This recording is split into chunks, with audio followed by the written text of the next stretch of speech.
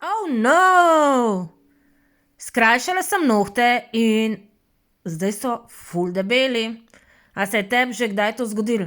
Ja, nič, vzela sem električno pilico in začela piliti po površini iz ene strani do druge.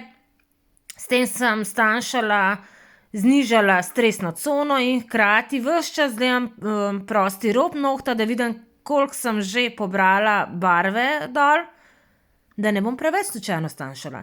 Začela sem z električno pilico, potem pa vedno zaključim za piko na i še z ročno pilico, kjer popravim še detajle. Pa poglejmo, če mi je uspelo stanjšati noht. Oh yes! Veliko nižja stresna cona in tudi tanjša konica. Yes, yes!